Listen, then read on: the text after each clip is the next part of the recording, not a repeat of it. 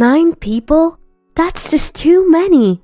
What do you think this is, a baseball team? I've always had a dream since I was a child. A cute house like the ones in picture books, with a white dog in the yard.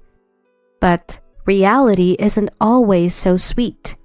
I finally managed to get my own house. But when I returned from work, it had transformed into something like a dormitory. I won't forgive them for this. My name is Mary, a 32-year-old office worker. I've been focused on my career, but since my late 20s, my friends started getting married one after another. There were months when wedding gifts really added up to my expenses.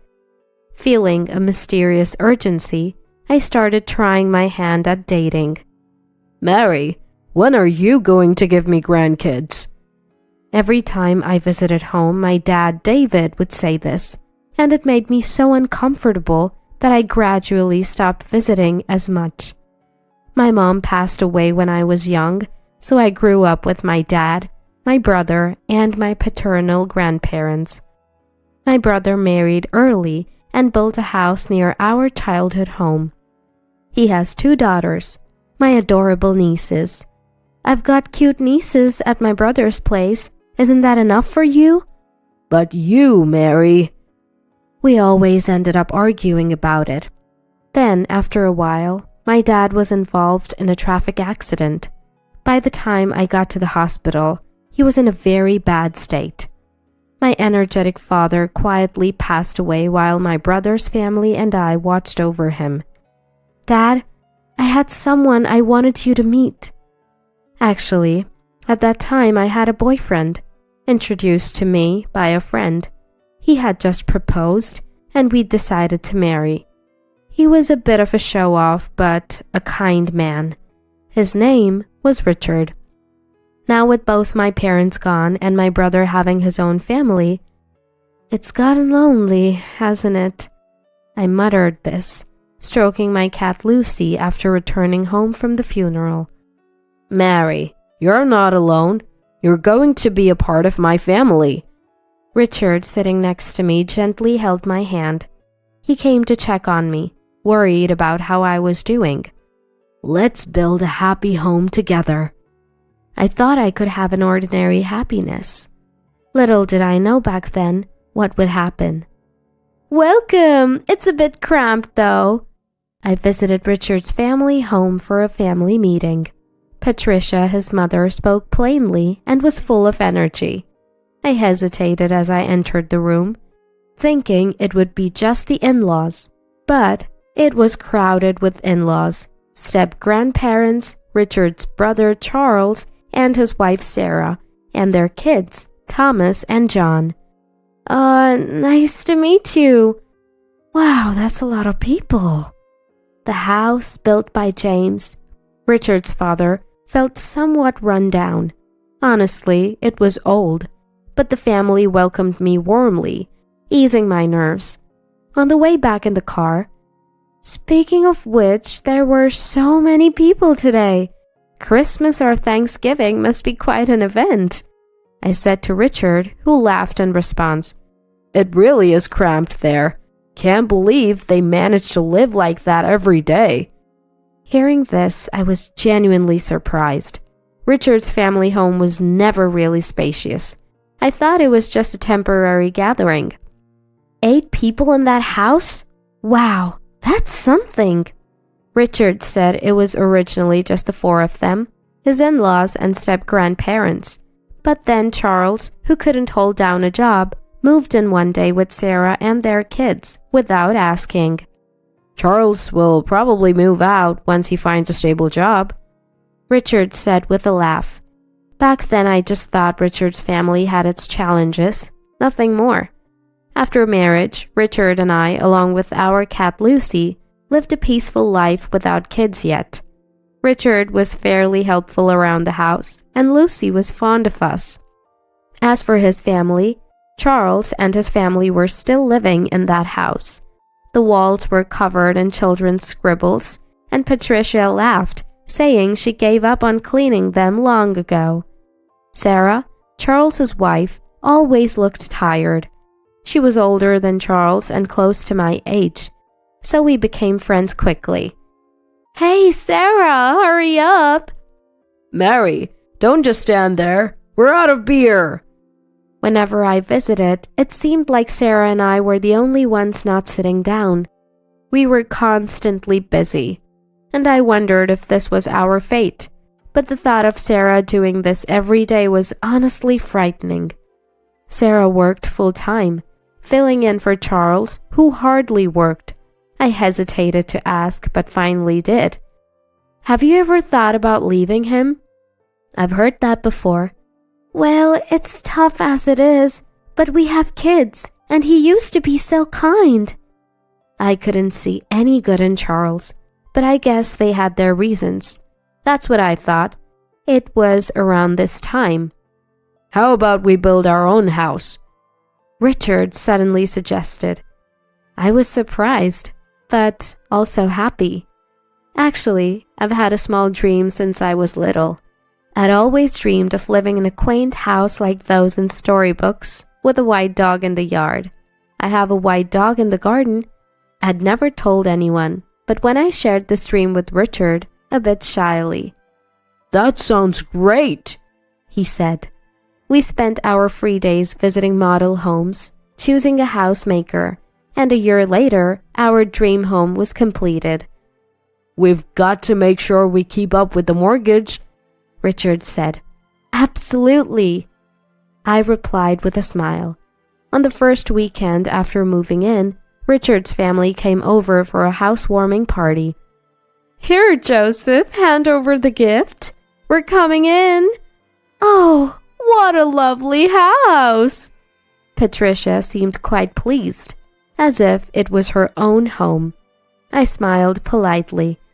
"Look, it's a celebration!" And then Joseph handed me 2 cans of beer, looking like he'd just bought them. I mean, seriously? Charles wandered around the house and finding our bedroom, exclaimed, "Oh, this bed is super comfy!" Saying that, Charles started rolling around on the bed. The kids, following their father's lead, got excited. "Look, there's a cat!" They ran around, chasing our pet cat Lucy. Lucy is friendly, but she had never met so many people at once, so she got scared and hid in the back of the room. Poor Lucy. I glanced at Charles and Richard, who had already started a party with the in-laws. "Mary, Patricia is insisting on appetizers quickly. Can I use your kitchen? And sorry about scaring Lucy," Sarah said apologetically. Why is someone as nice as her with a guy like that? I had grown to care for Sarah like a real sister. "I'll handle it, Sarah. You relax," I said, but she still helped with the cooking while managing the kids. The step-grandparents were always quiet, almost like dolls, not talking much. But they said, "What a lovely home, right, James?" "Yeah, sorry for the noise," James replied, even though the loud ones were the in-laws. The step-grandparents were the ones with common sense in that house. In other words, the odd ones out were the in-laws, Charles, and probably my husband Richard too. From then on, the in-laws and Charles would visit our house almost every weekend. They partied till dawn, so loud that we got complaints from neighbors and even the police once.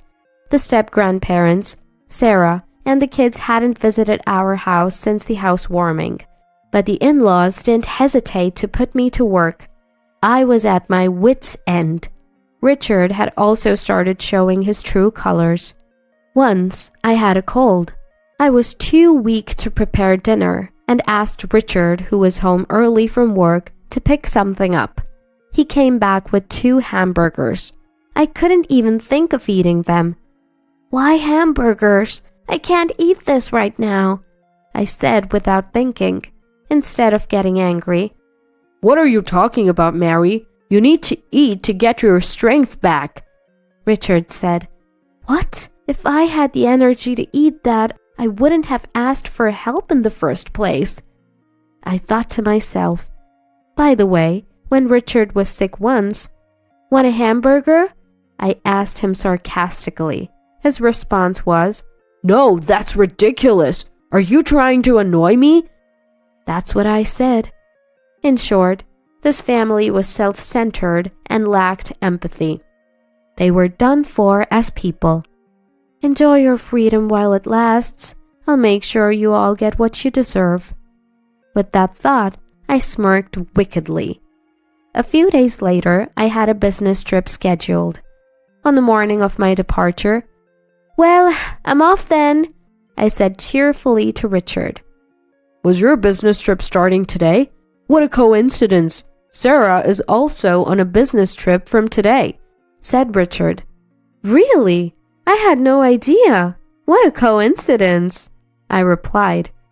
"Mom said they'd be in trouble without someone to take care of the house." Richard laughed mockingly, making me think, what a jerk. I was busy during my time away from home. Days flew by quickly, and before I knew it, a lot of time had passed. A major typhoon hit, and I contacted Richard. "We're fine, but the family home had some serious leaks," he replied. Thinking of the old family home, I felt it was understandable. The day I returned home arrived. As I walked from the nearest bus stop to my house, I heard loud, unrefined laughter echoing in the residential area. Is someone having a barbecue in their yard? The noise was that loud. This will surely attract complaints from the neighbors. Wait, what? I was shocked. The loud voices were unmistakably coming from my house. As I cautiously opened the door, I found many bags in the entrance, and the walls were covered in graffiti. Stunned, I was at a loss for words. "Hey, Mary, welcome back!" A drunken Richard greeted me. Frustrated by his insensitivity, I entered the living room to find equally drunk in-laws and Charles, with Sarah making appetizers for them in the kitchen. The step-grandparents were quiet as usual, and the kids were happily drawing on the living room walls. Then there was another young woman I didn't know. Overwhelmed by everything, I felt my mind about to snap. "What is all this?" I asked Richard calmly, trying not to get emotional. Didn't I tell you? The family home had leaks because of the typhoon." "I heard that part. And then?" Richard's story was this. The family home had a massive leak, and the in-laws, having nowhere else to go, temporarily moved into our house. Without Sarah, who was away, the in-laws, Charles and Richard, decided, "We thought, why not live here?" Richard said proudly. What? Even with this explanation, I was baffled. To my silence, "It's fine, we're family. We have extra rooms, no problem," the in-laws added, smiling. "It's all right, Mary. The walls got a bit dirty, but it's just kid stuff," Charles said nonchalantly. "And who is that woman?" I asked about the woman lounging on the sofa, fiddling with her phone. "Oh, that's Karen, a mutual friend of me and Sarah. Right, Sarah?" Charles asked her. "Yeah, that's right," she answered with a smile. "This girl, Karen, was kicked out by her parents, and Richard said it was okay for her to stay." "Thanks in advance," the not-so-bright-looking girl replied, leaving me utterly confused. In our not-so-spacious living room, there were 9 adults and 2 children. The room was a mess, the walls covered in scribbles, making it look nothing like a new house. The family was loud like a dormitory. I couldn't help but lose my temper. "Seriously? 9 people is too many. Are you guys planning to start a baseball team or what?" Then I realized something. "Hey, where's Lucy?" Our pet cat Lucy was nowhere to be found. When I asked Richard and the others, they all claimed ignorance, while frantically searching for Lucy. Lucy, huh? Dad opened the window to smoke and she ran away, Thomas told me. Charles glared at the boy as if he had said something he shouldn't have. What were you thinking? I told you to be careful with the windows, I said, near tears. Richard, looking annoyed, said, Oh, come on. It's just a cat. We can get another one. What's with you? If you're unhappy, we can just get divorced, you know. He said it with such a disdainful face. You just said divorce? I asked. Yeah, I did. I might consider not doing it if you apologize to us. Richard, along with the in-laws and Charles, seemed confident that I wouldn't go through with a divorce. I replied, Oh, really? Well, then here, write this. I slammed down the divorce papers I had prepared. My section was already filled out. I fetched my pre-packed bags from my room. Done? Why haven't you written it yet? I'm busy, you know, and said coolly to Richard. They were all shocked by my preparedness. Angrily, Patricia said, Richard, divorce this woman already. We've built the house, so she's useless now. Patricia said that. Realizing too late, Richard said, Right, Mary. You'll regret divorcing me. But I had no regrets. What are you talking about? You're the one who's going to struggle. Just write the divorce papers. Once Richard finished writing, I snatched the papers and put them in my bag. Then I went to Charles and said, Here, you need to write this too, handing him the divorce papers. He laughed. What? When did I marry you? Looking at the filled-in wife section, Charles said, Hey, Sarah, this is... Sarah coldly stared at Charles and said, I'm divorcing you. Write it now, please. To which Charles exclaimed, Sarah, bite the hand that feeds you, huh? Joseph was talking nonsense. From my perspective, Sarah had been living like a slave in her in-laws' house. The money she earned was mostly taken by Charles, leaving only a little for living expenses. The money let Charles do whatever he wanted, and the not-so-bright girl in front of me, she was Charles's mistress. Mary, I think my husband is cheating on me. Sarah had confided in me just before Richard suggested building a house. Sarah had been enduring it all for the sake of her children.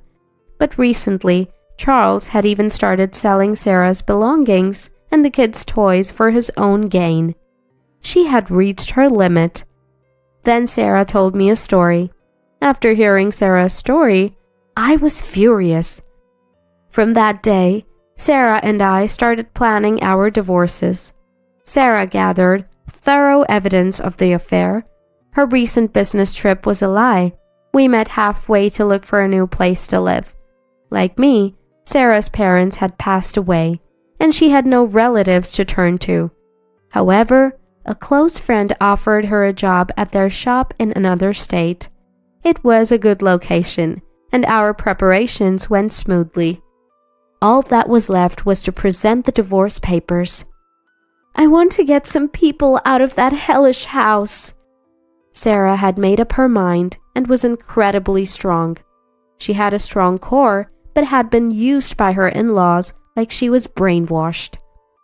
Thinking it would look suspicious to return together, Sarah went back first.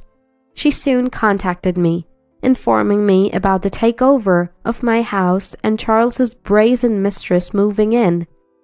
All our conversations and actions until then were a performance. Knowing what was going on, I told Sarah, We're not living in that house anymore. Let the kids draw on the walls all they want. That's what I told him. Charles, thinking he could now openly live with his mistress, happily signed the divorce papers. Let's go, Sarah. James and everyone, it's time to leave. The step-grandparents stood up and followed Sarah and her children to the door. Living with people like you, I had given up on life, but Sarah opened my eyes. Do as you please now, James said, glaring at the family, and left with his great-grandchildren. The in-laws had been taking money from the step-grandparents as pensions. They were truly awful people. Well then, take care, we said as we left like a storm. You'll regret this. The family laughed as we left, but we ignored them. Months later, Richard contacted me. Oh, I forgot to block him. I could guess the content of the call, so I answered. Mary, come back! Richard sounded desperate. I barely contained my laughter. Come back? We're strangers now, I replied calmly. Let me talk. Mary, what do you mean? Why aren't you paying the mortgage? Patricia's voice came through, probably snatching the phone from Richard.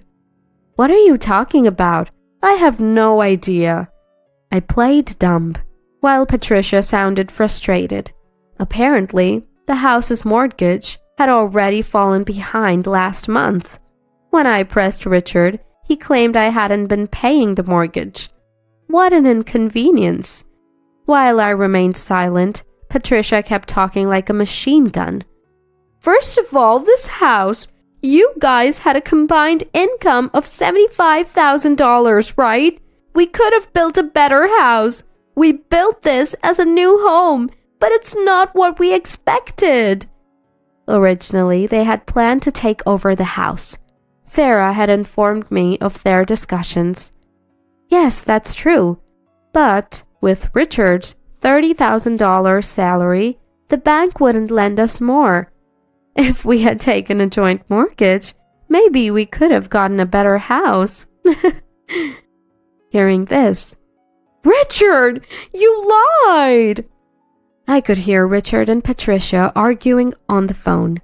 I ignored them, ended the call, and finally blocked his number.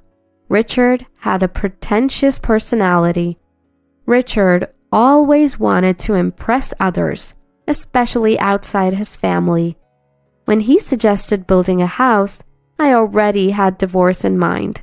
I told him, a friend's husband got a mortgage on his own. How cool is that? I heard these stories like a spell. Richard, wanting to show off, opted for a solo mortgage. I had to hold back my laughter. He probably didn't tell his family because he was afraid of them knowing the truth. But I didn't care. The house was built to Richard's taste. I had no attachment to it anymore. Richard hadn't cheated, but there were no alimony or penalties in our divorce. So, to spite him, I left him with the mortgage debt as my revenge. Let him suffer. And I was able to rescue Sarah, whom I cared for like a sister, from that house. That was my main goal. Later, they couldn't pay the mortgage and the new house was repossessed. But it was a mess inside, with scribbles everywhere, and walls yellowed by cigarette smoke from Charles and his mistress. It didn't look like a recently built house. Richard had to rent a cheap apartment and Joseph and Patricia ended up moving in with him. They'll probably never leave him alone, like parasites. I don't care, they're strangers to me now. The only good thing about my former in-laws was that the children weren't affected. Otherwise, they were the worst. Sarah, as Charles's ex-wife, successfully claimed alimony through a lawyer. She had to borrow money, but managed to pay it off. I'm glad for her. Charles and his mistress became outcasts in their community and are now missing. They haven't repaid their debts, confirming how awful they are. Sarah is happily working at her friend's place. Her kids are doing well too. I hope they find happiness this time. James and Barbara seem brighter now, like a weight has been lifted. They sold the old family home and are enjoying their retirement in a distant place with their savings. That's great news. As for me, I've requested a transfer to a local office. I was reunited with Lucy, my cat. Thanks to social media, someone in the neighborhood had found and taken care of her. It's good she's friendly. Now, I live alone in my late father's house. With my brother's approval, I'm saving to build my dream house. And someday, I hope to introduce someone special at my father's grave. Today, I'm working hard towards that goal.